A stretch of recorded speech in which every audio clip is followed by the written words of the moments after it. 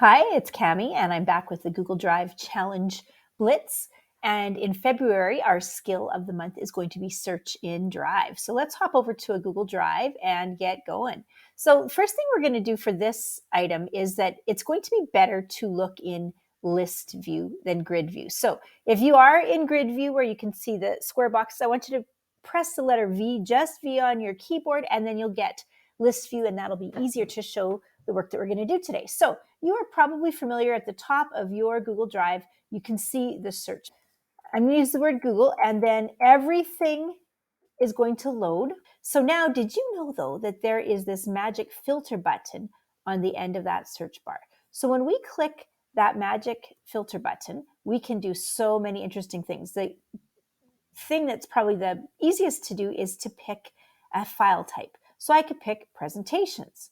When I hit search, it's going to show all of my Google Slides. Just to see how this looks, we can look at spreadsheets. And so we'll have all those green icons, and we can look at forms or anything else. Now, something interesting to note is that if you have any Word documents from Microsoft, such as PowerPoint or a Word file, those will also show up when you search. So the next thing we're going to do is we are going to click on our filter again, and this time we are going to search by a specific person. So I'm going to go to presentations, and this time I'm going to search as not owned by me. I could do just me or not owned by me or a specific person. So if you know that your sister shared something with you, you could search for your sister's name or your teacher's name. Watch what happens here. So now all of the items that load here are items that I have not created. And so those items, none of those have my name by.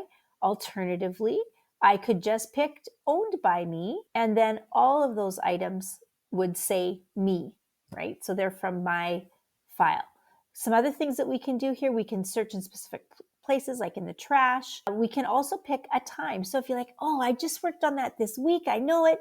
We can pick something recent like last 7 days, and then it'll only give us the items that have that word in that we have used in that time frame. So that really helps narrow it down if you remember when you looked at something. So you'll see that you can also, someone that you've shared it with. So if you knew you shared it with a particular person to work on it, that might help narrow the search. If you are working out of a personal account, and I'm assuming this change might come to education as well. So we're going to take a look at what's going on in non-education accounts. So if I search that same word over here in a personal account, you'll notice that I have all of these little modifiers, kind of like if I was just searching in the Google search engine.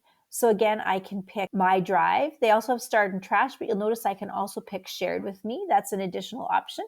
Again, I can pick file types. So I could pick just folders, and then I could pick just people, and I can pick all the same things. So for your Google Blitz today, your task is going to be to give me a screenshot of something where all of the documents are the same. So they're all docs, all slides, all forms. Again, you want to be in list view so you can get a good look at that. And then the other thing, this doesn't have to be all of the same items. So I'm going to click out of that search result. And the other thing I want you to do is go owner, not owned by me.